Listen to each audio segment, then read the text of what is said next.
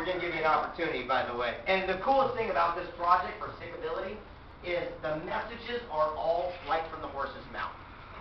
It's not some other guy's version of it. I got to sit down with these people, find their stories, and just pass it on. And you might think, well, those are people that are rich and famous and whatever, but guess what? They started just like us. They started right at a kitchen table with an idea and a hope and a dream. And they had a vision, and they had struggle, but they found victory because they didn't quit. They truly understood the power of Stickability. And before I end and open up for some questions here, which I'm glad to do, here's what we got going on. On October 21st and 22nd in down in La Jolla, California, we live in a very hard part of town. It's very rough over there.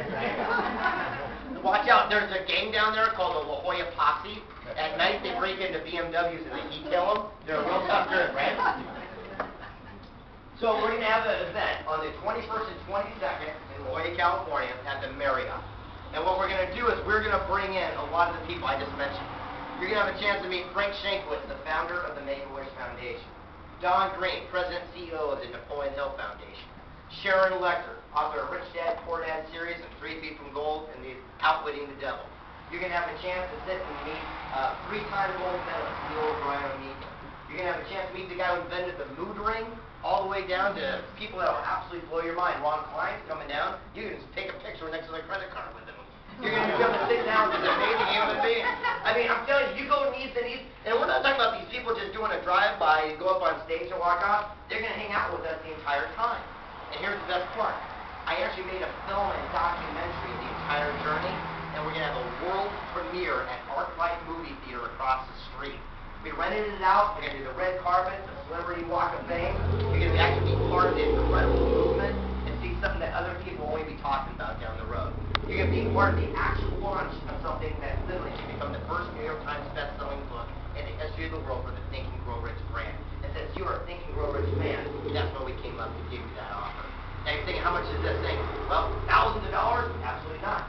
This is all to helping the Napoleon Hill Foundation. We're talking $199 for tickets, $695 for VIP. VIP, do you want to know what you get? Yeah. The copy of that leather-bound collector's edition for $150. You get one of those when you come and sit down. You get the special gift bag, a copy of Outwitting the Devil, of 3 Feet from Gold. You don't have to buy anything. We're just going to give it all to you. The whole point, when you're there, you don't have to go in the back of the room. Nothing is sold. The entire event, all it's going to be is about giving time. The reality there, you have an opportunity to go knees to knees and hang out with these people. Not just see them on stage, but walk up, talk, have conversations, take pictures, interview them for yourself. How cool would that be? The bottom line is this, though. Just as I offered hundreds of people to go with me, just as Napoleon Hill was offered an opportunity to make a split decision, we're giving you the same thing too.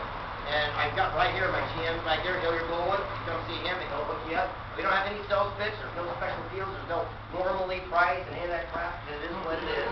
You come, you join, you play, that's the way it is.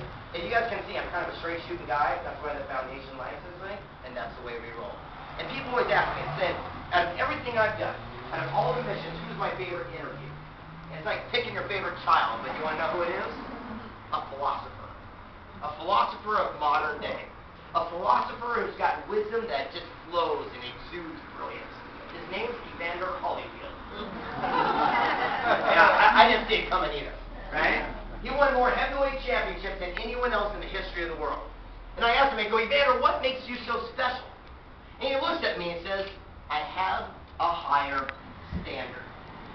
I go, what do you mean? He goes, well, if you have a car and you won't tolerate it running bad or being dirty, you have a higher standard and a nicer car than your next door neighbor. In sports, I showed up early, I left late, I invented exercises, I had the highest standard, and I stand before you winning more championships than anyone else ever will. He goes, where could you be outside the ring if you were a pet groomer, stockbroker, sales executive, and had a higher standard than your competition? I said, but Evander, didn't it hurt being in a fight? Yes. God, yeah, it hurt. I said, but when you're in a fight, you don't focus on the pain. You don't focus on the blows. As soon as you focus on the pain, you end up on your back, knocked out.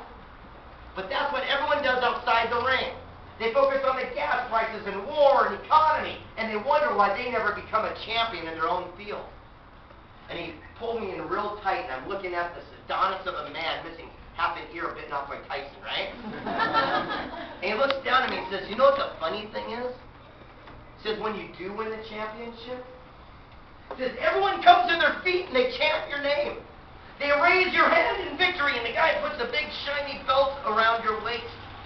And at that moment, at that second, you don't feel even one of the punches you took along the journey. But the guy in the losing locker room will feel every bruise for the rest of their life, wishing they had a higher standard. So in closing, remember this. We are the same today as we'll be in 5 years, except for the people we meet and the books we read. We are an exact reflection of the 5 people we hang around the most right now, and your attitude, income, and lifestyle is the average of that group. Choose your friends wisely. The bottom line, we can listen to cheers, we can listen to jeers, the choice is up to us. We can listen to counsel, we can listen to opinions, but the bottom line is this. I don't know this about you, but this much I do know about you. You are the champion in your area. People come to you for wisdom, knowledge, experience. That's why you're in this chair right now. And it's time to draw an imaginary line in the sand and say, you know what? It's my turn. For years, I've been taking care of my family, my friends, my coworkers, my peers. It's my turn to start basking in a little bit of that glory. It's my turn to start living the life of sustained abundance that other people around me have. How many people are smarter than you, yet have less than you? And more importantly, how many people aren't as smart as you that have more than you? It's time to draw a line in that sand and say, it's my turn.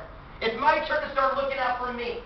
As Les Brown says, it's time to fill your own cup so full that you can feed the world with what flows over.